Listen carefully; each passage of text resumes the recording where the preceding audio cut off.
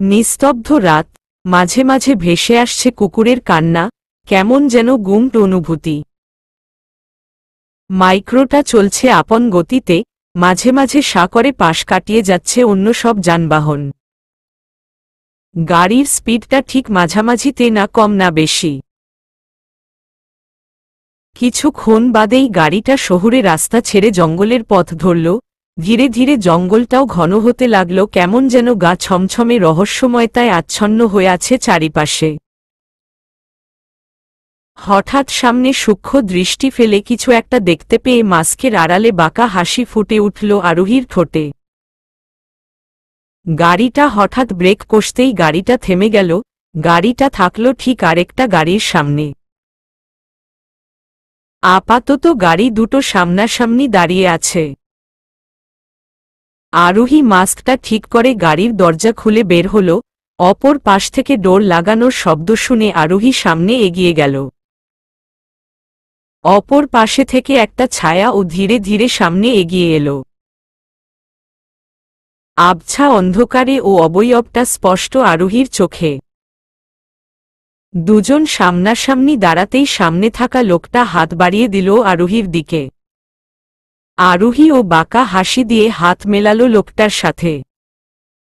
অন্ধকারে সুলতান যেন সবটাই দেখে নিল, তবে লোকটাকে সে চেনে না কিংবা কখনো দেখেও নি। হঠাৎ বাতাসে কারো ফিসফিসানি আওয়াজ টের পেয়ে নড়েচড়ে বসল Sultan. Welcome to my black world, বাজপাখি।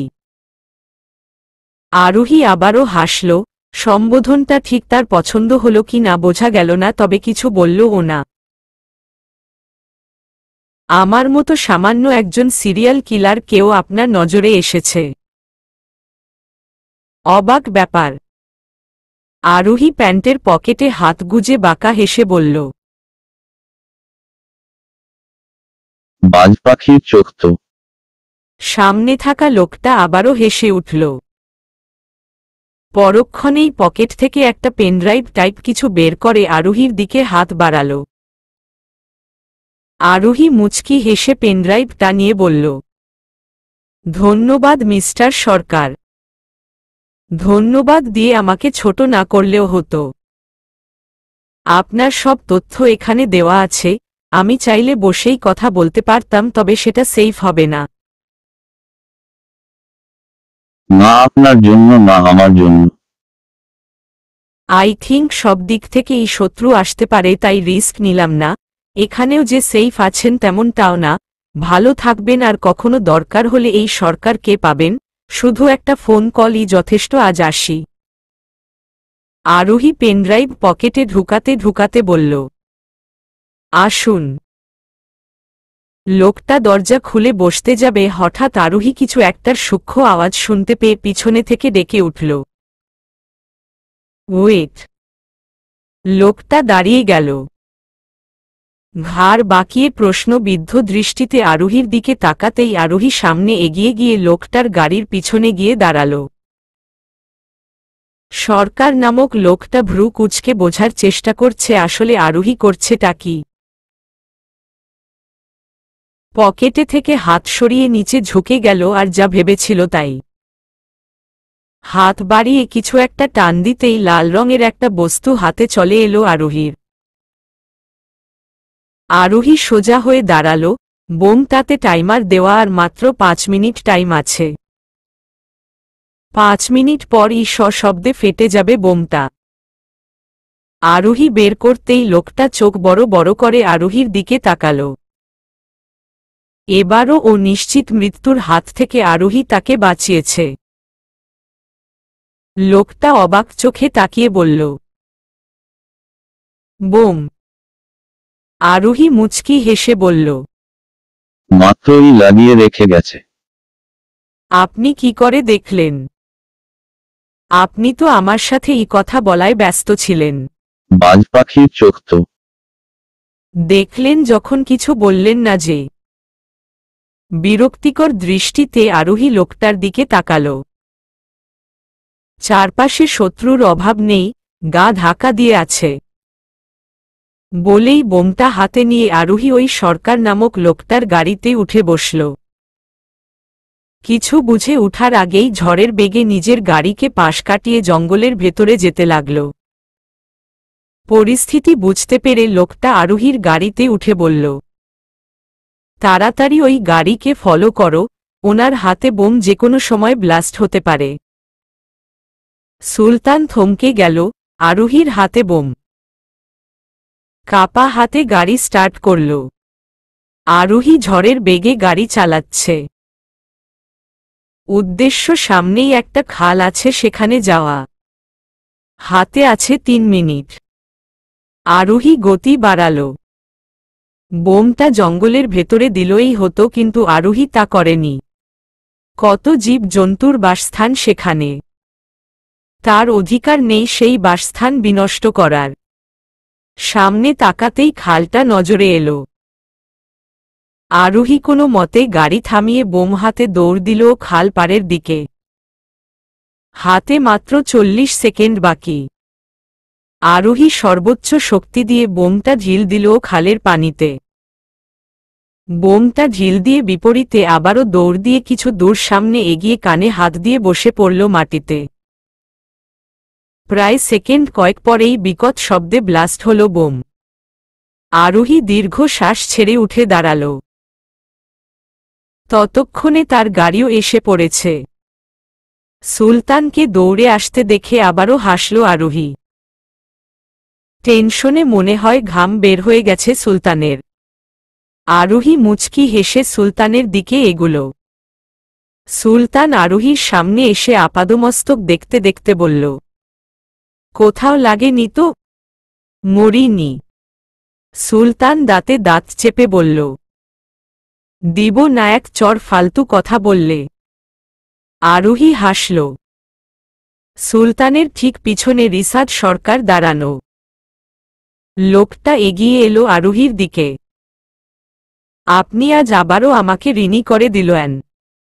সময় হোক আপনার মতো সিরিয়াল কিলারদের ও আমার দরকার পড়বে। সেদিন না হয় ঋণটা পরিশোধ করে দিয়েন, এখন আপাতত এখান থেকে যান, জায়গাটা মোটেও আপনার জন্য সেফ না। শত্রুরা আমাকে মারতে এসেছে, এখনো উত পেতে আছে, আপনি যান, নয়তো আমাকে না পেলে আপনাকেও মেরে ফেলবে। আবার দেখা হবে। লোকটা বিদায় নিয়ে চলে গেল। আরোহী সতর্ক দৃষ্টিতে চারপাশে তাকাল। পাতার মরমরে আওয়াজটা এখনো আছে, তার মানে আশেপাশে অনেকেই আছে। তারা কিসের অপেক্ষা করছে আরোহী বুঝতে পারছে না, তবে যেকোনো সময় আক্রমণ করতে পারে এটা নিশ্চিত। আরোহী সুলতানকে ইশারা করল মাইক্রোতে গিয়ে বসতে। সুলতান এক পলক চারদিকে সতর্ক দৃষ্টি নিক্ষেপ করে গাড়ির ড্রাইভিং সিটে গিয়ে বসল। আরোহী চারপাশে এক পলক তাকিয়ে কোমর থেকে গোল্ডেন রঙের রিভলভার বের করে নল উঁচু করে শূন্যে শুট করে দৌড়ে গাড়িতে বসে গেল। সুলতান ভাই কুইক। সুলতান তৎক্ষণাৎ গাড়ি স্টার্ট করে ছুট লাগাল। শত্রুদের এই জিনিসটা আরোহীর ভীষণ বিরক্ত লাগে। আক্রমণ তো করবে, তবে পিছনে থেকে কাপুরুষের মতো। হিম্মত থাকে তো সামনে থেকে আক্রমণ কর। না, সেটা করবে না। কিছু দূর যেতেই পিছনে কয়েকটা বাইকের আওয়াজ শুনতে পেল। আরোহী সাইড মিরর দিয়ে এক পলক দেখে নিল বাইকগুলো। সব মিলিয়ে 6টা বাইক, আর প্রতিটাতে 2 জন করে।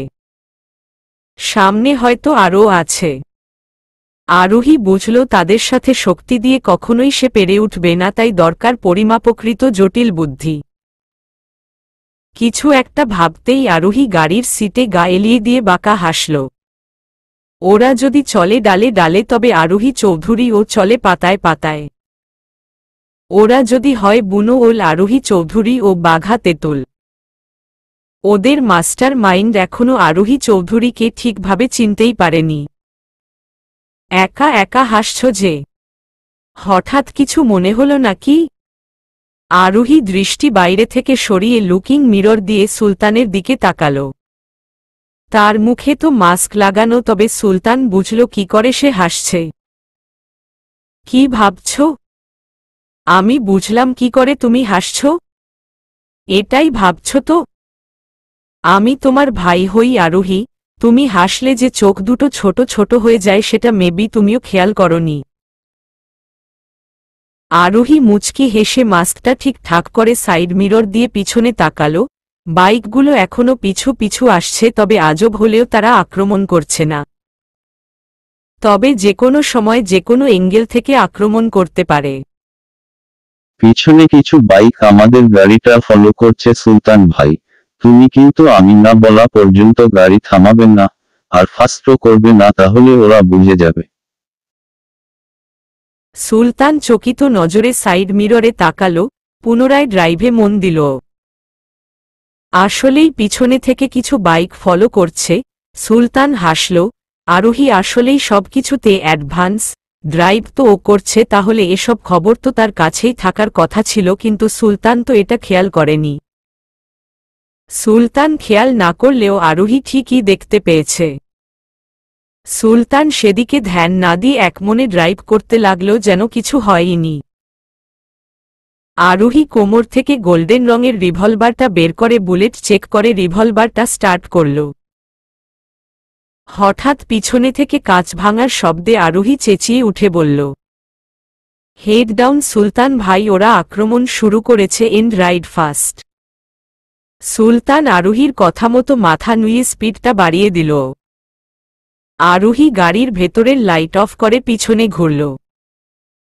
মাইক্রোর পিছনের কাছে বেশ অনেকগুলো ছোট ছোট ফুটো হয়ে গেছে ইতোমধ্যে। আরোহীর গাড়ি স্পিড বাড়াতেই পিছনে বাইকগুলো ও স্পিড বাড়াল। হঠাৎই আরোহী খেয়াল করল বাইকগুলোর ঠিক পিছনে তিনটা গাড়ি একই গতিতে এদিকেই আসছে। আরোহীর আর বুঝতে বাকি রইল না যে এরা তাকে মারার ফুল প্ল্যান করেই এসেছে। আরোহী মুচকি হাসল। রিভলভারটা ডান হাতে পয়েন্ট করে বাম হাতের তালুর উপরে রাখল। ট্রিগার চাপতেই পিছনে থেকে বিকট শব্দে কেঁপে উঠল সুলতান। এটা রিভলভারের শব্দ না, এটা কোনো কিছু ব্লাস্ট হবার শব্দ। সুলতান গাড়ির গতি কমাল। ধীরে ধীরে থেমে গেল গাড়িটা। পিছনে ঘুরে তাকালো সে। আরোহী ঠিক আগের মতো পায়ের উপর পা তুলে আরামছে মোবাইল ঘাঁটছে, যেন কিছুই হয়নি। সুলতান ঘাড় বাঁকিয়ে পিছনে নজর দিল। সবকটা গাড়ি রাস্তায় উল্টে পড়ে আছে। তিনটে মাইক্রো থেকে একটা খুব বাজে রকমভাবে ছিটকে পোড়ায় আগুন ধরে গেছে। বাকিগুলোর অবস্থাও শোচনীয়। সুলতান চোখ বড় বড় করে আরোহীর দিকে তাকাল। বুলেট ছুঁড়েছ? আরোহী মোবাইলে দৃষ্টি রেখেই ছোট করে উত্তর দিল, হুম। আওয়াজ শুনলাম না যে। সাইলেন্সার লাগানো। সুলতান কথা বাড়াল না, লুকিং মিররে এক পলক আরোহীর দিকে তাকিয়ে পুনরায় ড্রাইভে মন দিল। রাত তখন প্রায় 12টার কাছাকাছি। সুলতান প্রায় মিনিট 20 আগেই জঙ্গলের রাস্তা ছেড়ে মেইন সড়কে উঠেছে। গাড়ি প্রথমে থামল হসপিটালের সামনে। আরোহী গাড়ির কাঁচ নামিয়ে বাইরে দৃষ্টিপাত করতেই হসপিটালের নামটা নজর কাড়ল প্রথমেই। পকেটে মোবাইলটা ভাইব্রেট মুডে বেজে উঠল তখনই। আরোহী এক পলক বাইরে তাকিয়ে পকেটে থেকে ফোন বের করল। হ্যাঁ আরুষ ভাই, বলো। জামাইকে ভাই ডাকিস, লজ্জা থাকা উচিত তোর। আরোহী ভ্রু কুচকাল। এত রাতে কি এটা বলার জন্য ফোন করেছ? যদি মনে করে থাকো তাহলে আমি রাখছি। অপরদিকে আরুষ মাত্র অপারেশন থিয়েটার থেকে অপারেশন শেষ করে কেবিনে বসল। রাতের 9:30টার দিকেই হঠাৎ ফোনেই জরুরি তলব করা হয়েছে তাকে। একটা বাস অ্যাক্সিডেন্টে বেশ অনেক মানুষই আহত হয়েছে। মাথায় আঘাত, বুকে ও আঘাত পেয়েছে তুলনামূলক বেশি। তার উপর ইমার্জেন্সি হার্ট অ্যাটাকের রোগী। হার্ট যেহেতু সেন্সিটিভ জিনিস, অগত্যাই তাকে আসতে হল। টানা তিনটা অপারেশন সফলভাবে শেষ করে হাত মুখ ধুয়ে কেবিনে বসেই মাথায় আরোহীর চিন্তা এসে ভর করল। তাই আর কাল বিলম্ব না করেই ফটাফট ফোন করে বসল। কি হলো, কথা বলছো না যে? আরুষ জানালার পর্দা খুলে থাইটা সরিয়ে দিতেই মৃদু ঠান্ডা বাতাস এসে ছুঁয়ে দিল তার শরীর। আরুষ ঠান্ডা গলায় ধীরে ধীরে বলল, মিস করছি তোকে। আরোহী চুপ করে গেল। বেশ কিছুক্ষণ নীরবতা পালন করার পর আরোহী বলল, তোমার সাথে আমার দেখা হয়েছে 3 ঘন্টা ও হয়নি আরুষ ভাই। ভালোবাসার মানুষকে অনুভব করার জন্য যুগ যুগ সময় দরকার হয় না, 1 সেকেন্ডের দূরত্বই অনেক কিছু। সে অনুযায়ী তোকে আমি লাস্ট 3 ঘন্টা আগে দেখেছি। আরোহী মুচকি হাসল। জীবনে কোনো যুক্তি দিয়ে আমি তোমার সাথে পেরে উঠেছি নাকি? এখন বলো কি করতে পারি তোমার জন্য? তোকে দেখব, তোকে একটু খানি ছুঁয়ে দিব, এই ব্যাস। কি নিঃসংকোচ আবদার। আরোহী ঠোঁট এলিয়ে হাসল। কে বলবে আরোহীর অপর পাশে বাচ্চা বাচ্চা কথাগুলো বলা, বাচ্চা বাচ্চা আবদার করা মানুষটা ঢাকার একজন নামি দামি কার্ডিওলজিস্ট। তা আমি যদি এখন সামনে থাকতাম কি করতে শুনি? যেটা সম্ভব না সেটা বলিস না তো আরু। তুই তোর কাজ নিয়েই থাক। আরোহী ঠোঁট কামড়ে বলল, আহা বলো তো শুনি, কি করতাম? তোকে সামনে বসিয়ে রেখে চোখের তৃষ্ণা মেটাতাম আর টুকুস করে চুমু দিয়ে শুকনো ঠোঁটটা ভেজাতাম। আরোহী হাঁটতে হাঁটতে ঠোঁট কামড়ে হাসল। দিনে দিনে তুমি বড্ড পাজি হয়ে যাচ্ছ আরুষ ভাই। নির্লজ্জতার সীমা অতিক্রম করে ফেলছ, সেটা কি ঘুণাক্ষরে ও বুঝতে পারছ তুমি? আরুষ নিঃশব্দে হাসল। হ্যাঁ সেই। আমি তো নির্লজ্জ, আল্লাহ তো সব লজ্জা তোরেই দিছে। এবার কিন্তু বেশি হয়ে যাচ্ছে। আমি আসলে কিন্তু খবর আছে আরুষ ভাই। করবিটা কি তুই আমার? আর এখন তুই হসপিটালে আসবি। দিবা স্বপ্ন আমি দেখি না। তাই নাকি ডক্টর আরুষ খান? পিছনে থেকে চেনা পরিচিত কণ্ঠ শুনতে পেয়ে কান থেকে মোবাইল নামিয়ে পিছনে ঘুরে তাকালো আরুষ। আরোহী পকেটে হাত দিয়ে তার দিকেই ভ্রু বাঁকিয়ে তাকিয়ে আছে। আরোহী তর্জনী দিয়ে ভ্রু চুলকাতে চুলকাতে ভেতরে ঢুকল। আরুষ অবাক চোখে তাকিয়ে আছে আরোহীর দিকে। তুই এই সময়ে হসপিটালে? আরোহী মুচকি হেসে এগিয়ে আসল। তুমি না বললা মিস করতেছিলে, তাই তো চলে এলাম। আরুষ ভ্রু কুঁচকে আরোহীর দিকে এগিয়ে গেল। ঘাস কেটে ডাক্তার হইনি বুঝলি? আরোহী চৌধুরী যে বিনা রিজনে কোথাও যায় না সেটা আমি ভালো করেই জানি, তা ফতাফত বলে ফেল। আরোহী ধীরে ধীরে এক পা করে এগিয়ে গেল আরুষের দিকে। আরোহীর এগুনো দেখে আরুষ ভ্রু কুঁচকে পিছাতে লাগল। এই কি সমস্যা তোর? এভাবে এগুচ্ছিস কেন? আরোহী মাস্ক খুলে বাঁকা হাসল, চোখে মুখে তার দুষ্টু হাসি। কেন জামাই, ভয় পাচ্ছ নাকি? বউ আমি তোমার একটু আধটু রোমাঞ্চ করা লাগে না? বাসরটাও তো এখনো করা হলো না। ঈশস আরোহী, ইউ আর সো লেট। বলতে বলতেই আরোহী সামনে এগুলো, মনে মনে আরোহীর যেন পেট ফেটে হাসি আসছে। আরুষ পিছিয়ে জানালার গ্রিলের সাথে সেটে গেল। আরোহী আরুষের কাঁধের উপর দিয়ে হাত নিয়ে গ্রিলে রাখল। আরোহী উচ্চতায় প্রায় আরুষের থেকে ইঞ্চি 2 কম। আরুষ বেচারা শক খেয়ে পাথর হয়ে গেছে। কথায় আছে না, অল্প শোকে কাতর আর অধিক শোকে পাথর। আরুষেরও ঠিক একই অবস্থা। আরোহী আরুষের দাড়ি ভর্তি গালের উপর তর্জনী চালিয়ে কানের কাছে ফিসফিস করে বলল,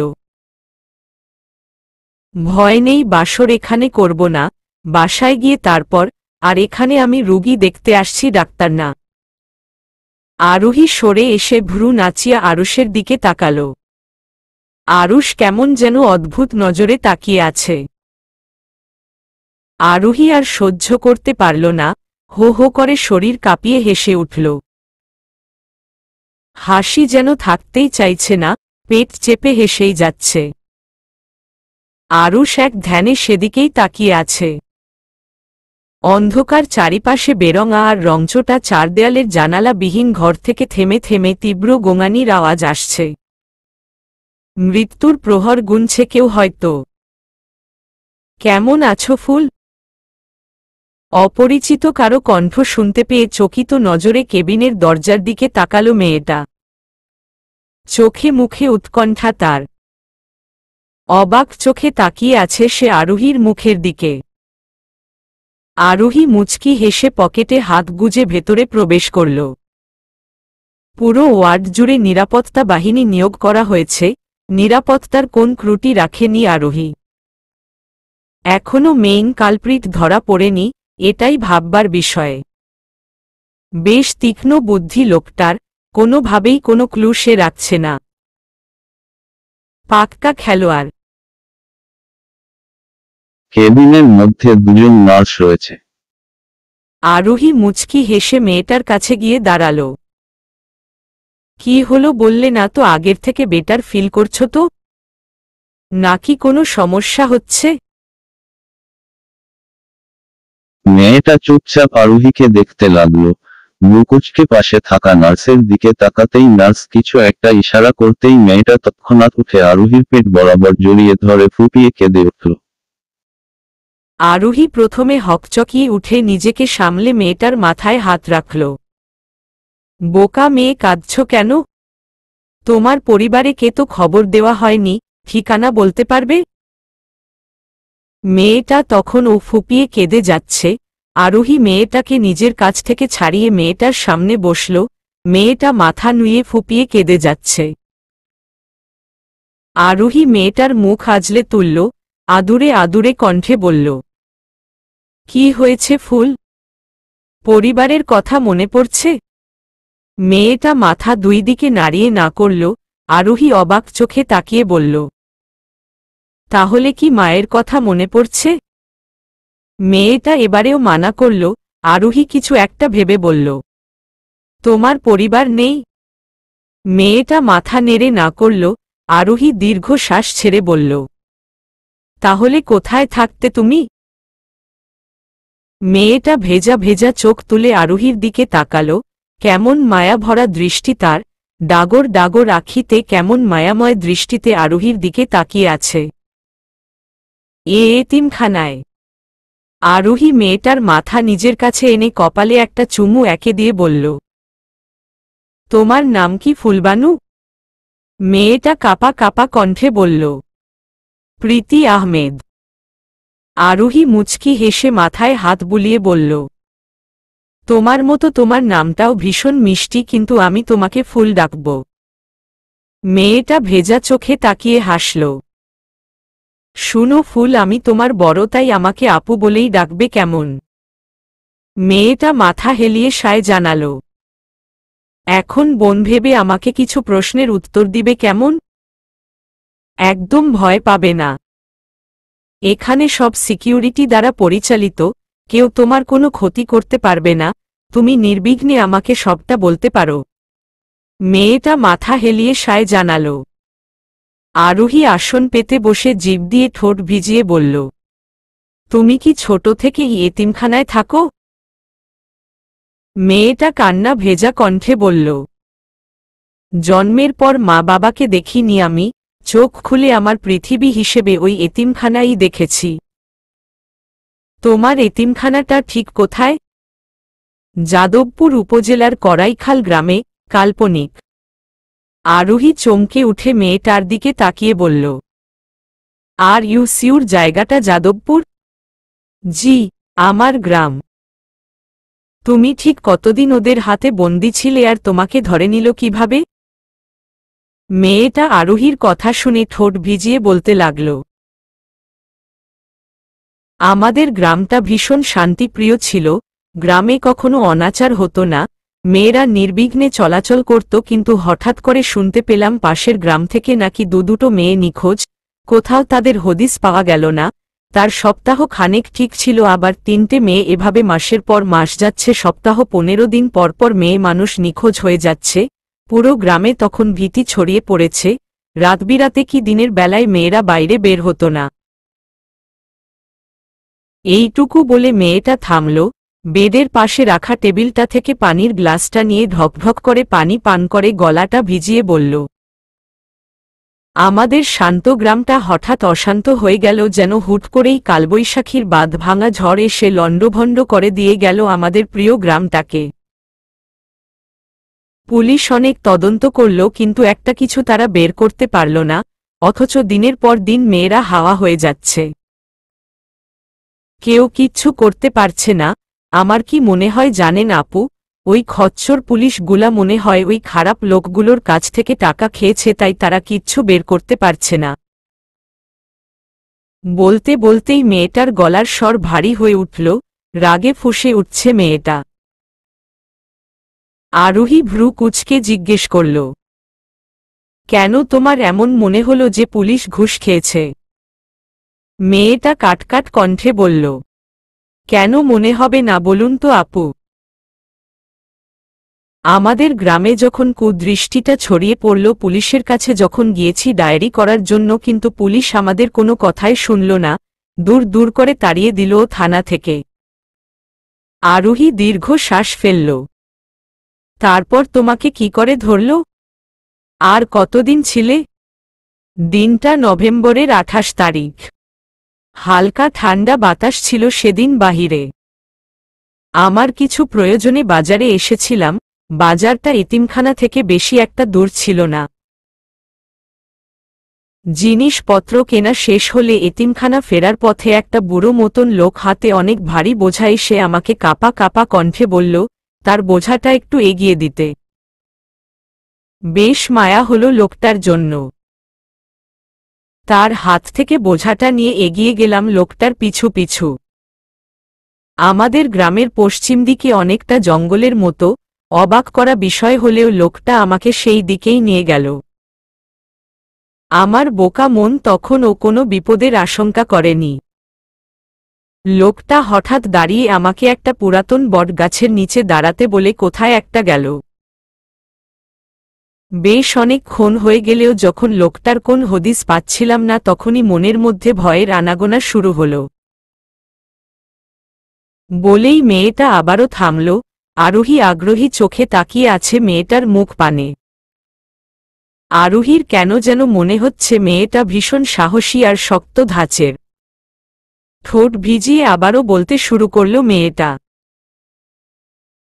হঠাৎ পিছনে থেকে কারো পদশব্দ শুনতে পেয়ে সতর্ক দৃষ্টিতে চারপাশে তাকালাম। পিছনে তাকাতে গিয়েও পারলাম না। পিছনে থেকে কেউ মুখে কাপড় চেপে ধরল। ধীরে ধীরে নিস্তেজ হয়ে গেল আমার সমস্ত শরীর, হাত থেকে খসে পড়ল বোঝাটা। আর কিছুই মনে নেই। যখন চোখ খুললাম তখন নিজেকে আর কিছু মেয়েকে একটা অন্ধকার রুমে বন্দি অবস্থায় পেলাম। আরোহী নড়েচড়ে বসল। তোমাদের উপর অত্যাচার করত? হুমম, কারণে অকারণে। আরোহী পকেট থেকে ফোন বের করে গ্যালারি ঘেটে একটা ছবি বের করে মেয়েটার সামনে রাখল। দেখো তো এই লোকটাকে চেনো নাকি? মেয়েটা চোখ দুটো ছোট ছোট করে বলল, হ্যাঁ হ্যাঁ এই লোকটাই ছিল, কি যেন নাম? কিছু একটা ভেবে বলল, ও হ্যাঁ মনে পড়ছে, সাজিদ। আরোহী মাথা নাড়িয়ে সায় জানালো। মেয়েটার কান্না পুরোপুরিভাবে থেমে গেছে। তবে আপু একটা জিনিস আমি ঢের বুঝতে পেরেছি, আমাদের মতো মেয়ে পাচারে সাজিদ ছিল শুধুমাত্র তদারকদার, তাকে কন্ট্রোল করেছে অন্য কেউ। মানে? ওই সাজিদ লোকটা কলে অন্য কাউকে বসো বলে ডাকত আর ওই পাশের লোকটা তাকে নির্দেশনা দিত। কখনো দেখেছ? না আপু। আরোহী ভাবনার মধ্যেই ছোট করে বলল। ওহহ। আরোহী উঠে দাঁড়াল। আমাকে যেতে হবে বোন, আবার দেখা হবে, আর ভয় পেও না। মেয়েটা মুচকি হেসে মাথা নাড়াল। কাঠের দরজায় ক্যাচ করে শব্দ হওয়ায় চমকে উঠল সাজিদ খন্দকার। এই নিকষ কালো অন্ধকার রজনীতে চারপাশটা কেমন ভুতুরে ভুতুরে ঠেকেছে। পুরো ঘর অন্ধকারাচ্ছন্ন। শরীরে তার বিন্দু পরিমাণ শক্তি অবশিষ্ট নেই। মোটা কাঠের চেয়ারে হাত পা শক্ত করে বাঁধা আজ দুদিন। দুদিন সূর্যের আলো শরীরে পড়েনি তার। খাবারের অভাবে শরীরটা কেমন নেতিয়ে গেছে তার। বলিষ্ঠ দেহে যেন মরুভূমির পানি শূন্যতা দেখা দিয়েছে। চোখগুলো ঘোলাটে ঘোলাটে লাগছে। মাঝরাত হওয়ায় আচমকা দরজার শব্দ বিকট শোনা গেল। একটা মোমবাতি হাতে প্রবেশ করছে কেউ। ঘোলাটে চোখে সেদিকেই তাকিয়ে আছে সাজিদ। কাছাকাছি আসতেই একটা নারী অবয়ব দেখে বুঝতে পারল এটা আরোহী ছাড়া কেউ না। তবে আরোহীর চেহারা তার কাছে ঘোলাটে। সমস্ত শরীর ব্যথায় জ্বলে যাচ্ছে তার। দেখেই বোঝা যাচ্ছে বেশ আদর যত্ন করেই মেহমানদারি করেছে আরোহীর লোকেরা। সাজিদের এমন অবস্থা দেখে বাঁকা হাসল আরোহী। ঘাড় কাত করে এক পলক আপাদমস্তক দেখে নিল সাজিদের। খানিক দূরে মোমবাতিটা রেখে সাজিদের সামনে রাখা চেয়ারে পা তুলে বসল সে। সাজিদ ধীরে ধীরে মাথা তুলে আরোহীকে দেখার চেষ্টা চালাল, কিন্তু সবকিছুই যেন তার কাছে ঘোলাটে আর অস্পষ্ট। দেখতে পেল না আরোহীকে। আরোহী। আরোহী হাসল। বলুন মিস্টার খন্দকার। কথা বলার অবস্থায় নেই সে, তবুও চেষ্টা করে বলল, আমাকে যেতে দাও আরোহী। আরোহী বাঁকা হেসে সামনের দিকে খানিকটা ঝুঁকে ফিসফিসিয়ে বলল, যেতে কিভাবে দেই বলুন তো। ফুলের মতো নিষ্পাপ মেয়েদের যখন কষ্ট দিতেন তখন তারাও কাতর কণ্ঠে ছেড়ে দেওয়ার কথা বলত, কিন্তু শুনেছেন আপনি? শুনেননি। তাই আজ আমি আরোহীও শুনব না। নেতিয়ে যাওয়া কণ্ঠে বলে উঠল, মুক্তি দাও আমায়। আরোহী কিছু একটা ভেবে বলল, ওকে, মুক্তি দিব আপনাকে, চিরজীবনের জন্য মুক্তি দিব, শুধু আমার একটা প্রশ্নের উত্তর সঠিক দিল। আরোহীর কথায় সাজিদ অবাক দৃষ্টিতে আরোহীর দিকে তাকাল। কি প্রশ্ন? আমি জানি আসল মাস্টার মাইন্ড আপনি নন, আসল মাস্টার মাইন্ডকে সেটা স্বীকারোক্তি দিয়ে দেন। সাজিদ খন্দকার ভয়ে গলার খানিকটা কেঁপে কেঁপে উঠে খুব কষ্ট করে বলল, তাকে আমি চিনি না। আরোহীর চোয়াল শক্ত হয়ে উঠল। আপনি জানেন মিস্টার সাজিদ খন্দকার। আপনি খুব ভালো করেই জানেন লোকটা কে। সাজিদ খন্দকার বারবার মাথা ডানে বামে নাড়তে নাড়তে বিড়বিড় করে বলল, আমি সত্যিই জানি না সে কে। আরোহী ফুঁসে উঠে টেবিলে থাবা দিয়ে সাজিদ খন্দকার বসে থাকা টেবিলের উপর দুই হাত রেখে খানিকটা ঝুঁকে হিসহিসিয়ে বলল, আপনি বলবেন কি না বলবেন না? ইয়ে স্বর্ণ। সাজিদ খন্দকার দুর্বল চিত্তে কেঁপে উঠল, সাহস সঞ্চয় করে বলল, বিশ্বাস করো আরোহী, আমি সত্যিই জানি না উনি কে, কোথায় থাকে। শুধু কথা হতো উনার সাথে। আরোহী ঘাড় কাত করে সাজিদ খন্দকারের দিকে তাকাল। বর্তমানে আরোহীকে দেখে সাইকোদের মতো লাগছে। ঘাড় কাত করে বাঁকা হাসি হাসল আরোহী। নাম্বার নেই? আরোহীর ঠান্ডা গলার স্বর শুনতে পেয়ে শুকনো ঢুক গিলল সাজিদ খন্দকার। সবসময় আলাদা আলাদা নাম্বার থেকে কল আসত, কথা বলে রেখে দেওয়ার পর সাথে সাথে কল ব্যাক করলেই নাম্বার বন্ধ বলত। আমি কখনোই সামনাসামনি দেখিনি, শুধু কণ্ঠ শুনতে পেয়েছি। আরোহী দুহাতে নিজের ঘাড় বাঁকা করে সাজিদ খন্দকারের দিকে তাকাল। মনে হচ্ছে না সে মিথ্যা বলছে। তবে প্রাপ্য শাস্তি তো তার পেতেই হবে। আরোহী পুনরায় টেবিলের কাছে গেল। ফার্স্ট এইড বক্স রাখা, তার থেকে হ্যান্ড গ্লাভস পরে ধারালো ছুরি, কাঁচি আরও কিছু সরঞ্জাম হাতে নিয়ে বাঁকা হাসল। আজ পর্যন্ত কোনো খুন সে নিজের হাতে করেনি, তবে আজ তা পূর্ণ করবে, তাই তো সাথে কাউকেই আনেনি। কিছু একটা ভেবে রেখে দিল সব। আরোহীর চোখ দুটো ছোট ছোট করে এক বোতল পানি হাতে নিয়ে সাজিদের দিকে এগুল। মুখে পানির স্পর্শ পেতেই চোখ দুটো খিচে বন্ধ করে নিল সাজিদ খন্দকার। চোখটা কেমন জ্বালা করছে তার। শরীরটাও ভীষণ জ্বলছে, ধীরে ধীরে জ্বলন ফোসকায় রূপ নিচ্ছে। সাজিদ চিৎকার করতে পারছে না, গলা দিয়ে স্বর আটকে আসছে। গলা কাটা মুরগির মতো ছটফট করছে সে, কিন্তু তা দেখে আরোহীর কোনো ভাবাবেগ হল না। বাঁকা হেসে তার এই কাতরানোর দৃশ্য উপভোগ করতে লাগল। এই মুহূর্তে আরোহীকে কোনো সাইকো সিরিয়াল কিলার থেকে কম কিছু মনে হচ্ছে না। সাজিদ আবছা দৃষ্টিতে তাকালো আরোহীর দিকে। একটা মেয়ে কতটা নিষ্ঠুর হলে এত ভয়ঙ্কর দৃশ্য দেখে হাসতে পারে সাজিদের জানা নেই। দেখতে দেখতে সাজিদের সমস্ত শরীর কালো কালো ফোসকায় পূর্ণ হয়ে গেল। কেমন ভয়ঙ্কর দৃশ্য তা! গায়ের শুভ্র রংটা কালচে হয়ে বিদঘুটে দেখাচ্ছে। আরোহী মুচকি হেসে সাজিদের সামনে বসে পড়ল।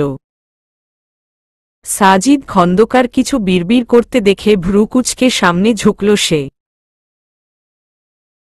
মেরে ফেলো আমায়, এভাবে বাঁচা যায় না, আমি বাঁচতে চাই না, মেরে ফেলো আমায়, মেরে ফেলো। আরোহী হু হা করে হাসতে লাগল যেন সাজিদ কোনো জোকস শুনিয়েছে।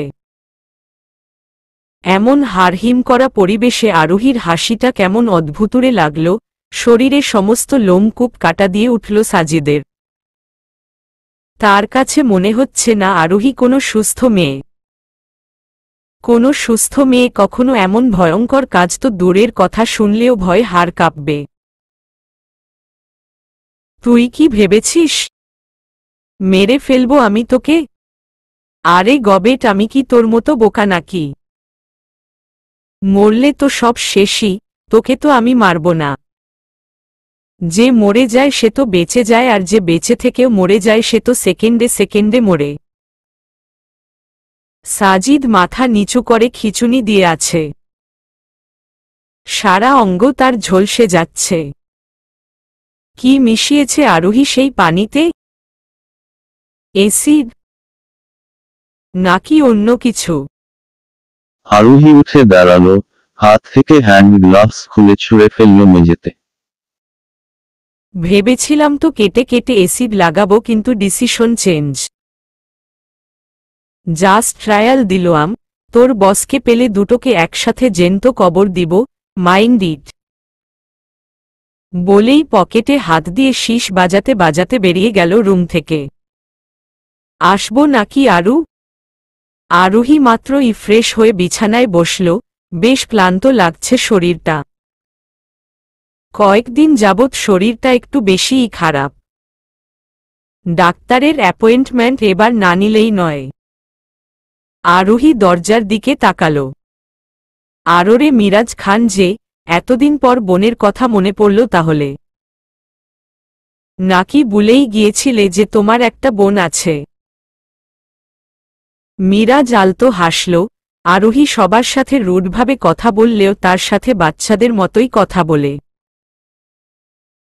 মিরাজ রুমে ঢুকে বিছানায় বসতে বসতে বলল, আমি ভুলি নাই রে, তুইই ভুলে গেছিস আমাকে। আরোহী চোখ দুটো ছোট ছোট করে বলল, কিভাবে? নিজের কাজ নিয়ে এতই বিজি যে আমাকে মনে করার সময়ই পাচ্ছিস না। এই ঠাডা পড়া মিথ্যা কথা কেমনে কইলা ভাই? মিরাজ খিলখিল করে হেসে উঠল। আরোহী বিছানায় বসল। মিরাজ আরোহীর মাথায় টোকা দিয়ে বলল, শুনলাম ফোর্সে জয়েন করলি। আরোহী আড়মোড়া ভেঙে বলল, হুমম, ঠিকই শুনেছ। আবার নাকি সিক্রেট ফোর্সের টিম লিডার? বাহ, বেশ দায়িত্ব। আরোহী কিছুক্ষণ মিরাজের দিকে তাকিয়ে বলল, আর বলো না তো ভাইয়া, সবই ঝামেলা। দায়িত্ব দিলও কিন্তু একটা ক্লুও পাচ্ছি না যে আগাবো। কিছুক্ষণ চুপ থেকে আনমনে বলে উঠল, এবার মনে হয় বিশাল ক্লু পেতে যাচ্ছি। মিরাজ রুম থেকে বের হয়েছে বেশ অনেকক্ষণ, কিন্তু আরোহী ঠিক একই জায়গায় বসে আছে, সেই একই ভঙ্গিতে। মনের মধ্যে প্রবল ঝড় উঠার তীব্র আশঙ্কা। আরোহীর মনটা অজান্তেই ভীষণ খারাপ হল। শরীরটাও ভালো না, মনটাও ঠিক নেই। আরোহী যা সন্দেহ করছে তা যেন ঠিক না হয়, সম্পূর্ণ ভুল হয়ে যাক তার ধারণা। কিন্তু আরোহী জানে তার ধারণা ভুল হয় না, তার আশঙ্কাই শেষমেশ ঠিক হয়ে ধরা দেয়। কিন্তু আজ খুব করে চাইছে সে তার ধারণা ভুল হোক, ভীষণভাবে ভুল হোক।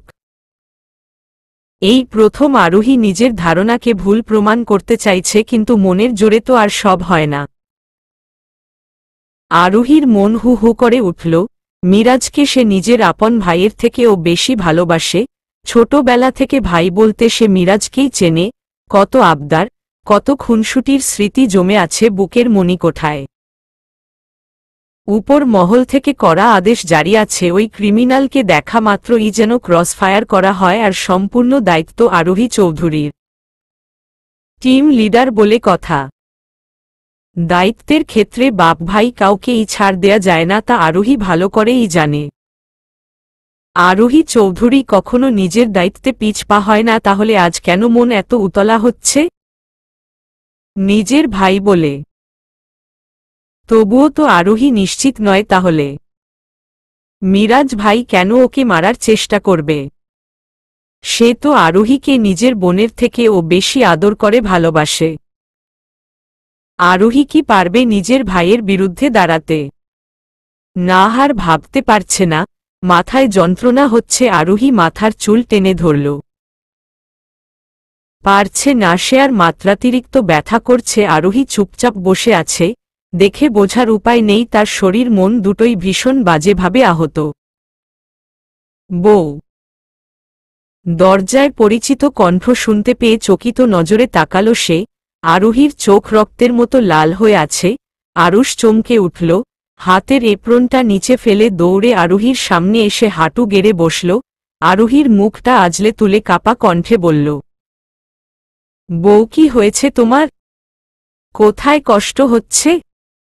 কোথায় ব্যথা করছে বলো আমাকে? চোখ লাল হয়ে আছে কেন? খারাপ লাগছে বেশি? চোখ মুখ এমন ফ্যাকাশে বর্ণ হয়ে আছে কেন? কি হয়েছে বলো বউ? আরোহী পিটপিট করে আরুষের চিন্তিত মুখের দিকে তাকিয়ে ঠোঁট কামড়ে ব্যথা নিবারণের ব্যর্থ চেষ্টা করে হাসবার চেষ্টা করল। এই সামান্য ব্যথা আর কি? তেমন জটিল কিছু না, এত চিন্তা করতে হবে না আরুষ ভাই। আরুষ আরোহীর মুখ ধরে আরেক কাছে গিয়ে চোখে চোখ রেখে বলল, মিথ্যা বলছিস তুই আরোহী। আমি তোকে চিনি, সামান্য ব্যথায় কখনো তোর নাক মুখ ফ্যাক্সে হবে না। তোর চোখ বলছে তুই ভালো নেই। আরোহী দুর্বোধ্য হাসল। তুমি অযথায় বেশি চিন্তা করছো আরুষ ভাই, আমি ঠিক আছি, ব্যথা ভালো হয়ে যাবে। তুমি ফ্রেশ হয়ে আসো, আমি ব্যথার মেডিসিন নেই। খেয়েছিস কিছু? হুমম, কিছুক্ষণ আগেই রুষা পাটিসাপটা পিঠা খাইয়ে গেল। আরুষ উঠে দাঁড়াল। সে জানে আপাতত আরোহীকে কিছু জিজ্ঞেস করলে কখনোই কিছু বলবে না, তাই নিজেই একটা ব্যথার ট্যাবলেট এনে আরোহীর হাতে দিল, সাথে এক গ্লাস পানি। নে, এটা খেয়ে নে আর সুন্দরভাবে শুয়ে পড়, আমি ফ্রেশ হয়ে আসছি। বলেই আরুষ ট্রাউজার আর একটা নেভি ব্লু টি শার্ট নিয়ে ওয়াশরুমে চলে গেল। আরোহী সেদিকে তাকিয়ে দীর্ঘশ্বাস ফেলল। রুমের লাইট অফ করে ধীরে ধীরে উঠে জানালার কাছে গিয়ে দাঁড়াল। যত তাড়াতাড়ি সম্ভব সব রহস্য উদ্ঘাটন করতে হবে, শরীরটাও ভালো যাচ্ছে না। কি থেকে কি হয়ে যায় বলা যায় না, খুব দ্রুতই কাজটা সম্পন্ন করতে হবে। নিজের কাজ অন্যের ঘাড়ে চাপানোর মতো মেয়ে আরোহী চৌধুরী নয়। ওয়াশরুমের দরজা খোলার শব্দে পিছনে ঘুরে তাকালো আরোহী। আরুষ চুল মুছতে মুছতে ভ্রু কুঁচকে তার দিকে এগিয়ে আসছে। তোকে না বলেছি শুয়ে পড়তে, একটা কথাও শুনিস না তুই আরু। নে, এবার মাথাটা ভালো করে মুছে দে, বউ হয়েছিস, বউয়ের দায়িত্ব পালন কর। বলেই তোয়ালেটা আরোহীর হাতে গুজে দিয়ে বিছানায় গিয়ে বসল। আরোহী কিছুক্ষণ থম মেরে দাঁড়িয়ে থেকে মুচকি হেসে এগিয়ে গিয়ে মাথা মুছতে মুছতে বলল, ঘুমাবে? হুম, ক্লান্ত। আরোহী অবাক চোখে জিজ্ঞেস করল, খাবে না? আপাতত ঘুমাবো। বলেই বিছানায় শুয়ে পড়ল। আরোহী সেদিকে তাকিয়ে দীর্ঘ শ্বাস ফেলে তোয়ালেটা বারান্দায় নেড়ে দিয়ে ভেতরে ঢুকল। এক পলক বিছানার দিকে তাকিয়ে পুনরায় জানালার দিকে এগিয়ে পর্দাটা ভালোভাবে টেনে দিতেই পিছনে থেকে আরুষ বলে উঠল, বউ আছো? আরোহী পিছনে তাকিয়ে ভ্রু কুঁচকাল। আরুষ পিটপিট করে তার দিকেই তাকিয়ে আছে। না, কাছে আসো বউ। আরোহী বিছানায় বসে আরুষের দিকে তাকাল। বেটার মতিগতি সুবিধাজনক না। কি সমস্যা আপনার? না ঘুম পেয়েছে? আরুষ শোয়া থেকে উঠে আধশোয়া হয়ে পিছনে বালিশ দিয়ে হেলান দিয়ে আরোহীর বাহু ধরে হেঁচকা টান দিতে আরোহী সোজা আরুষের উপর পড়ল। বিষয়টা বুঝতেই আরোহীর সেকেন্ড 10 লেগে গেল। ঘটনাটা এত দ্রুত ঘটল যেন আরোহী কিছু বুঝে ওঠার আগেই সে আরুষের বাহুতে বন্দী হয়ে গেল। আরোহী ভ্রু কুঁচকে উপরে তাকাতেই আরুষ চোখ বন্ধ করেই বলে উঠল, এভাবে তাকাস না বউ। বুকটা চিনচিন করে উঠে। আরোহী হাত উঠিয়ে আরুষের কপালে হাত দিল। না, জ্বর টর তো নাই। আপনি কি হালকা লাল পানি সেবন করেছেন ডক্টর? এমন অদ্ভুত বিহেভ করছেন কেন? আরুষ তৎক্ষণাৎ চোখ মেলে তাকাল। দেখ বউ, অনেক জ্বালিয়েছিস। আর আজাইরা কথা বলে মুডটা নষ্ট করিস না। আরেকটা কথা বললে কানের নিচে ঠাস ঠাস করে। ফট করে আরোহী আরুষের দিকে তাকাতেই আরুষ নিচের ঠোঁট কামড়ে ধরে একটু ঝুঁকে এসে ফিসফিস করে বলল,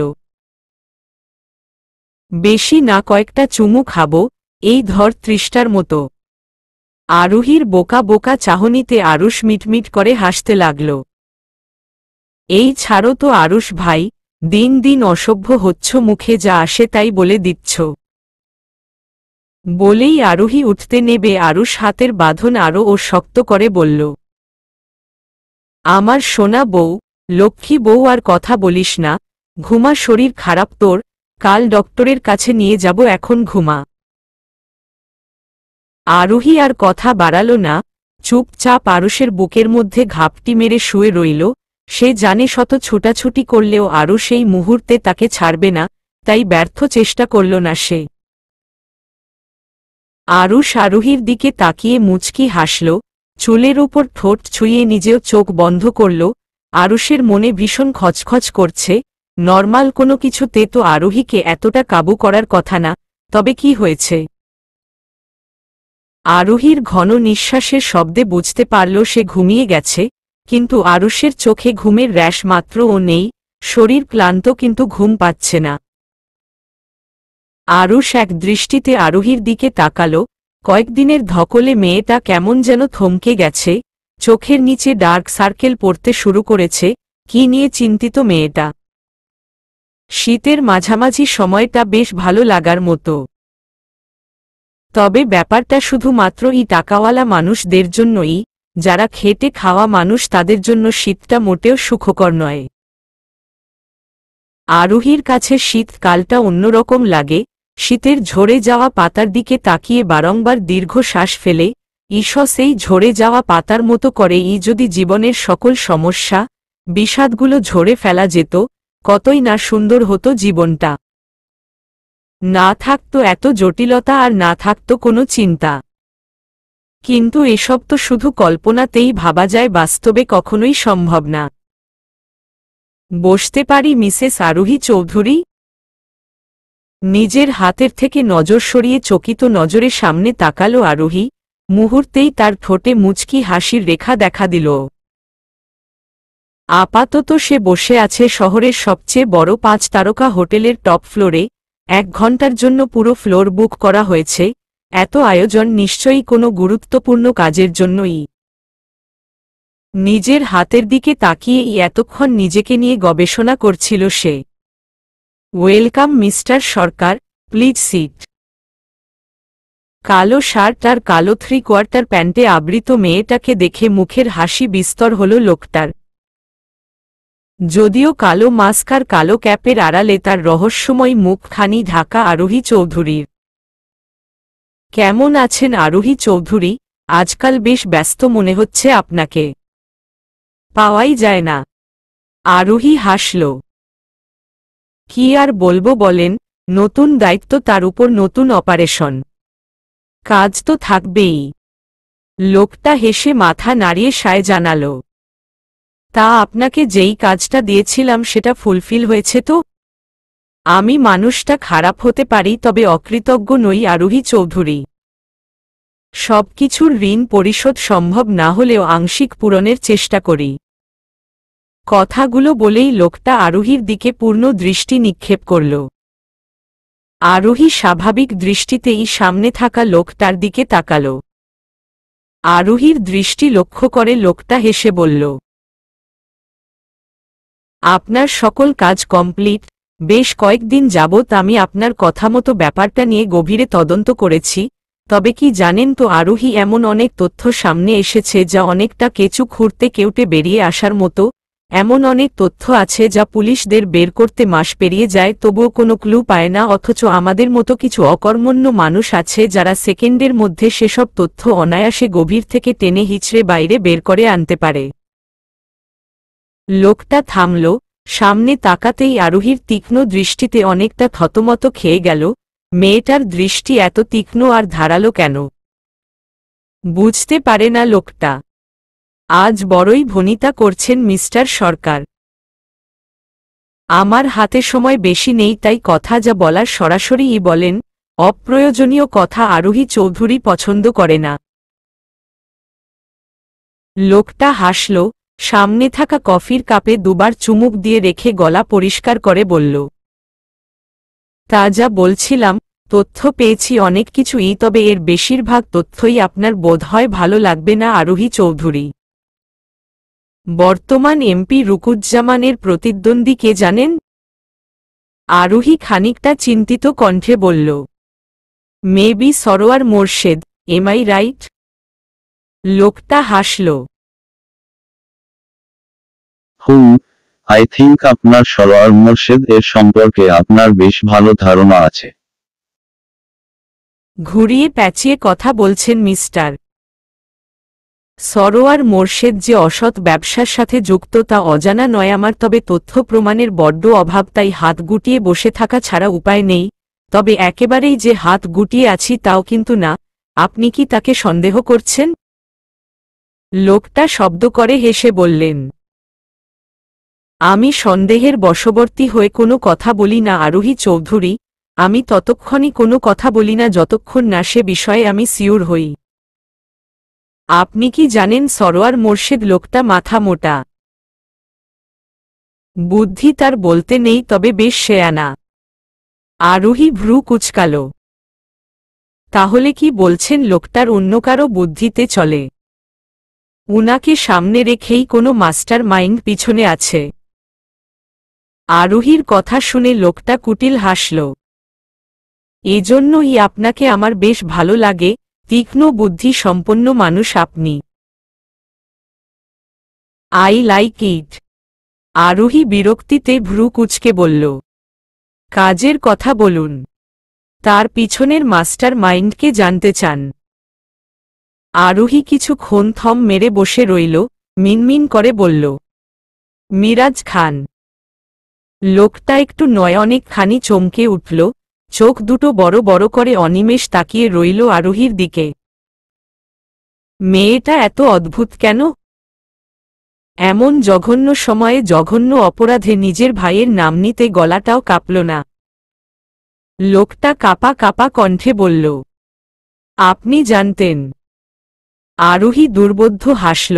সামনে থাকা লোকটা হয়তো জানে না এই সামান্য হাসিতে ঠিক কতখানি তিক্ততা আর যন্ত্রণা মিশ্রিত আছে। আন্দাজ করেছিলাম, বাবিনী আন্দাজটা ঠিকই হবে। লোকটা দীর্ঘশ্বাস ছেড়ে বলল, আপনি বড্ড শক্ত ধাঁচের মেয়ে। আপনাকে যতবার অ্যাটাক করা হয় তা সরোয়ারের লোকেরাই করিয়েছে, কিন্তু আপনার ভাই এ বিষয়ের কিছুই জানত না। যত খারাপই হোক না কেন, আপনার ভাই আপনাকে ভীষণ ভালোবাসে, তা মানতেই হবে। আরোহীর নজর টেবিলে সীমাবদ্ধ। আপনাকে ইমার্জেন্সি তলব করার আরেকটা কারণ আছে। কি? আপনার ভাই মাস্টার মাইন্ড হলে ওই বললাম না, সরোয়ার লোকটা বেশ শেয়ানা। সে মনে হয় না আপনার ভাইকে বাঁচিয়ে রাখবে। আরোহী চমকে উঠল।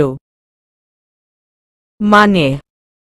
তারা জানে আপনি তাদের বিষয় নিয়ে বেশি ঘাটাঘাটি করছেন, তাই তারা আপনাকে সরিয়ে দিতে চাচ্ছে, আর আপনাকে সরাতে হলে সবার আগে আপনার ভাইকে সরাতে হবে, কারণ আপনাকে সরানোর পথে প্রথম বাধায় দেবে মিরাজ খান। তাই বি কেয়ারফুল। যদিও পাপের পথ থেকে ফিরে আসা কিছুটা অসম্ভব, কিন্তু পুরোটা না। তবে ইচ্ছে শক্তি থাকতে হবে, মনোবল থাকতে হবে নিজের। কিছুটা থেমে 4 দিন পর উনাদের সবচেয়ে বড় ডিলটা সাপ্লাই হবে। 200 এর মতো মেয়ের বিনিময়ে প্রায় 11 কোটি টাকার মাদক দেশে প্রবেশ করবে। এটা দেশের জন্য হুমকি। আই থিঙ্ক আমি যা বোঝাতে চেয়েছি আপনি তা বুঝেছেন। আজ তাহলে উঠি মিসেস আরোহী চৌধুরী, বলেই লোকটা চেয়ার ছেড়ে উঠে হনহন করে রেস্তোরাঁ ছেড়ে বেরিয়ে গেল। আরোহী থম মেরে বসে রইল, মাথা কাজ করছে না। মাঝে মাঝে জীবনটা এমন তিক্ততায় ভরে উঠে, চারপাশে সবকিছুই তখন বিষাদ লাগে। তার ভাই কেন গেল এসবে? কি নেই তাদের, অথচ কেন এমন নিকৃষ্ট পন্থা অবলম্বন করল তার ভাই? উত্তর মেলে না। আরোহী শূন্যে দৃষ্টি নিক্ষেপ করল, মনটা আজ বড়ই বিষাদ। কিছুক্ষণ থম মেরে বসে থেকে উঠে দাঁড়াল সে। ডক্টরের অ্যাপয়েন্টমেন্ট আজকে, আরুষ করেছে ব্যবস্থা, নয়তো হেলায় ফেলায় আরও মাস 2 যেত এভাবেই। আসার সময় আরুষ পৈপি করে বলে দিয়েছে যেন ঘণ্টা 2 মধ্যেই হসপিটালে দেখতে পায় আরোহীকে। আরোহী এক পলক হাত ঘড়ির দিকে তাকাল। এখন সন্ধ্যা 6টা বাজতে চলল, অথচ সে বেরিয়েছে 3টায়। বেশ দেরি করে ফেলেছে সে বুঝতেই দ্রুত পা চালাল। নিচে যেতেই দেখে সুলতান গাড়িতে হেলান দিয়ে দাঁড়িয়ে দাঁড়িয়ে ফোন ঘাঁটছে। আরোহী সুলতানের সামনে গিয়ে দাঁড়াতেই সুলতান সামনে তাকাল। কি ব্যাপার আরোহী, মিটিং শেষ? আরোহী ছোট করে বলল, হুম। বলেই গাড়ির দরজা খুলে বসল। সুলতান ভ্রু কুঁচকে আরোহীর দিকে এক পলক তাকিয়ে নিজেও গাড়িতে গিয়ে বসল। আরোহী, আমি বুঝতে পারছি না তুমি ওসব খারাপ মানুষদের সান্নিধ্যে কেন যাও। তুমি তো জানো সরকার লোকটা কতটা ডেঞ্জারাস। সাইলেন্ট কিলার বলা হয় তাকে। আরোহী মুচকি হাসল। কাটা দিয়েই যে কাটা তুলতে হয় সুলতান ভাই, টেনশন নিও না। সিটি হসপিটালের দিকে রওনা হও, আর শোনো কিছু কিছু সময় খারাপ সঙ্গ থাকা ভালো, তাহলে ভালোটা আমাদের চোখে পড়বে, নয়তো ভালো খারাপের পার্থক্য নির্ণয় যে একেবারেই অজ্ঞ থাকব আমরা। May I come in? Doctor Maruf Sheikh, Dhaka medical কলেজের বিশিষ্ট নিউরোলজিস্ট ডক্টর মারুফ শেখ মাত্রই ক্রিটিক্যাল একটা অপারেশন শেষ করে কেবিনে আসতেই খানিকটা পরিচিত কণ্ঠ শুনতে পেয়ে দরজার দিকে তাকাল। আরে গরিবের মাটিতে হাতির পদধূলি, অবাক করা বিষয়। আরুষ হাসল। খানিকটা এগিয়ে গেল মারুফ শেখের দিকে। ডেস্কের সামনে থাকা চেয়ারে বসতে বসতে বলল, কি করব বল? মাঝে মাঝে হাতিরও তো কত কিছুর দরকার পড়তে পারে। কি বলিস? মারুফ শেখ সহাস্যে বসতে বসতে বলল, খোঁচা মারা কথা আর গেল না তোর আরুষ। সেই কলেজ লাইফে যেমন ছিলিস তেমনই আছিস। মানুষ বদলায় কথাটা মনে হয় সব ক্ষেত্রে যায় না। তা যাই হোক, তোকে কাল রাতে যা বলছিলাম, বউটাকে একটু চিকিৎসা করে দে। আরুষ, আমার জানা মতে তোর চাচাতো বোন, ও তো অনেক বড় নিউরোলজিস্ট, ডক্টর রোদসি। হুম, আপাতত সে দেশের বাহিরে আছে। ওহহ, আমার একমাত্র বউ অসুস্থ, তাই তুই তোর সব ডাক্তারি বিদ্যা কাজে লাগিয়ে যত তাড়াতাড়ি পারিস সুস্থ করে দিবি। ইউ নো না, লেট আমার সহ্য হয় না। মারুফ আরুষের দিকে তাকিয়ে ভ্রু বাঁকাল। ওহহ, রিয়েলি? দীর্ঘ 9 বছর খুব তাড়াতাড়ি না? আরুষের মুখটা চুপসে গেল, আর চোখে তাকিয়ে বলল, ইনডিরেক্টলি খোঁচা মারলি? মারুফ শেখ মাথা ডানে বায়ে নাড়িয়ে বলল, না, একদম না। আমি ডিরেক্টলি খোঁচা দিলাম। আরুষ ভ্রু কুচকে হাতে একটা পেন নিয়ে সেটার ক্যাপ খুলে মারুফের দিকে তাক করে বলল, এটা দিয়ে গুতা দিয়ে হার্ট একদম ছিদ্র করে ফেলবো বেশি কথা বললে। মারুফ হাতের পেন দেখিয়ে বলল, আমি কি বসে থাকব? এটা দিয়ে গুথা দিয়ে তোর ব্রেন আউট করে ফেলব। আরোহী দরজায় দাঁড়িয়ে দাঁড়িয়ে দুই প্রফেশনাল ডাক্তারের অযাচিত ঝগড়া দেখছে। তারা দুজন ঝগড়ায় এতটাই মশগুল যে আরোহীর উপস্থিতি তাদের নজরে এলো না। আরোহী ভ্রু কুঁচকে এগিয়ে গেল সামনের দিকে। আপনাদের কি আর কাজ নেই? বাচ্চাদের মতো ঝগড়া করছেন কেন? হঠাৎ আরোহীর কণ্ঠ শুনতে পেয়ে দুজনই আরোহীর দিকে থতমত দৃষ্টিতে তাকাল। আরোহী দীর্ঘশ্বাস ছেড়ে বসতে বসতে বলল, good evening doctor Maruf Sheikh. মারুফ শেখ আরোহীর দিকে তাকাল। তার চিনতে মোটেও কষ্ট হয়নি যে এই হল আরুষের আরোহী। সহাস্যে উত্তর দিল, গুড ইভিনিং আরোহী চৌধুরী। কেমন আছেন? ভালো থাকলে তো আর ডক্টরের কাছে আসছে না। আজাইরা প্রশ্ন না করে কাজের কথা বল। মারুফের প্রশ্নের উত্তরে আরোহী কিছু বলার আগেই আরুষ ঠোঁট বাঁকিয়ে কথাটা বলে উঠল, ডক্টর আমি না তুই। আরুষ নির্লিপ্ততা ভঙ্গিতে বলল, দুজনই। মারুফ শেখ ভ্রু জোড়া কুচকে বলল, নিউরোলজিস্ট আমি না তুই? তুই। তাহলে তুই চুপ থাক, ডিস্টার্ব করবি না। কথাটা বলেই মারুফ পুনরায় আরোহীর দিকে তাকাল। তা আরোহীর চৌধুরী, আপনি আপনার সমস্যাগুলো একটু বলেন। আরোহী জিভ দিয়ে ঠোঁট ভিজিয়ে বলতে লাগল, আসলে ডক্টর বেশ কিছু দিন যাবৎ আমার মাথাটা হঠাৎ হঠাৎ চক্কর দিয়ে উঠে, আবার ঠিক হয়ে যায়। মাথার চারপাশে চিনচিন ব্যথা করে, আর মাঝে মাঝে মাত্রা অতিরিক্ত ব্যথা করে। বিশেষ করে যখন বেশি টেনশন থাকি কিংবা বিষণ্ণতা ঘিরে ধরে তখন ব্যথাটা বেশি হয়। শরীরটা ভীষণ দুর্বল মনে হয়। আপাতত এইগুলোই। মারুফ শেখ আরোহীর দিকে কিছুক্ষণ তাকিয়ে থেকে সন্দেহী কণ্ঠে বলল, এতটুকুই? কিছু লুকাননি তো? আরোহী মুচকি হেসে মাথা নাড়িয়ে বলল, না, আপাতত লুকাইনি। আরোহীর কথা শুনে ডক্টর মারুফ শেখ পেপারে কিছু একটা লিখে বলল, আপাতত সিটি স্ক্যান এবং এমআরআই করেন আর রক্ত পরীক্ষা করে রিপোর্টগুলো আমাকে দেখাবেন। বাকি কথা রিপোর্ট পেয়ে তারপর বলবো। ল্যাবে আমার নাম বলবেন আর বলবেন যত তাড়াতাড়ি সম্ভব রিপোর্ট জমা দিতে। দ্রুত করে আসবেন। আরোহী উঠে দাঁড়াল। আরুষ ভ্রু কুচকে একবার মারুফের দিকে আরেকবার আরোহীর দিকে তাকিয়ে বলল, এনি প্রবলেম? আরোহী মুচকি হেসে বলল, আরে না, চলো পরীক্ষা করাতে হবে। আরুষ উঠতে উঠতে বলল, হুম চলো।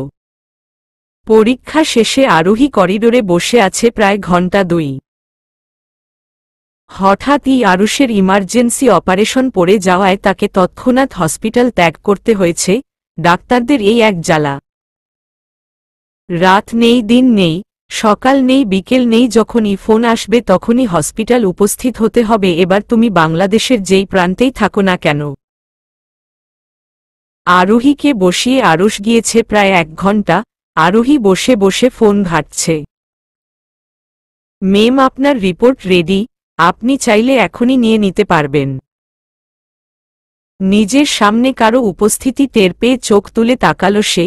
উঠে দাঁড়াতে দাঁড়াতে মুচকি হেসে বলল, আপনি যান, আমি আসছি। বলেই এক পলক হাত ঘড়ির দিকে তাকিয়ে দেখে নিল রাত তখন প্রায় 10টা।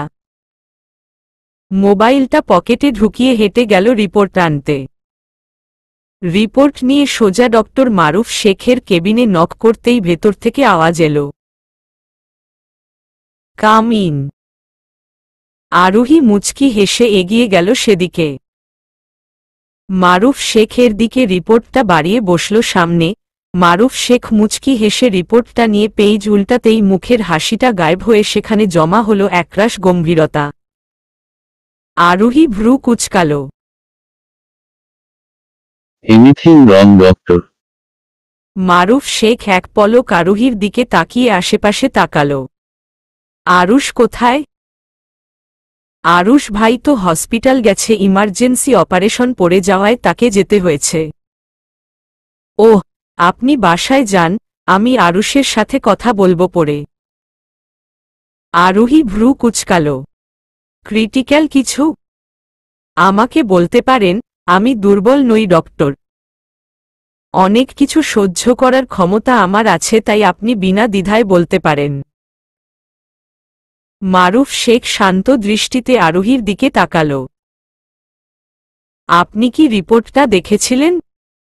No doctor. আপনি দেখলেই বুঝতে পারতেন। আমি পার্সোনালি আপনাকে চিনি Aruhi Chowdhury. SF force officer হিসেবে আপনি যথেষ্ট বুদ্ধিমান, আর এসব রিপোর্ট প্রতিনিয়তই আপনাকে দেখতে হয়। শত হোক হসপিটাল নিয়েও আপনি মিশন কমপ্লিট করেছেন।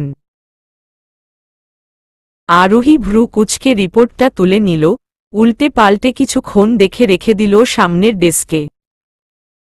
মুখ ভঙ্গিতে কোনো রূপ পরিবর্তন না দেখে মারুফ শেখ অবাকই হল।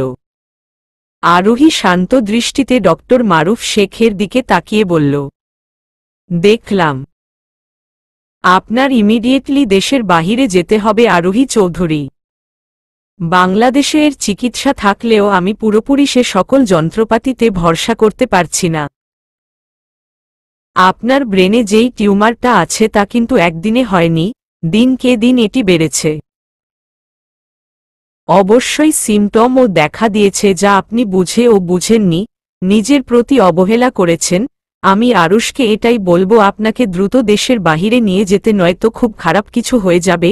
এটা এমন এক স্টেজে আছে যে কোনো সময় ব্লাস্ট হতে পারে, আর আপনি অবুঝ নন আরোহী। আমি কি বুঝার চাচ্ছি আপনি বুঝতে পেরেছেন? আরোহী দীর্ঘ শ্বাস ছেড়ে ডক্টর মারুফ শেখের দিকে তাকাল। এখন যা কথা হবে তা যেন শুধু এই চার দেয়ালের মাঝে বন্দী থাকে ডক্টর।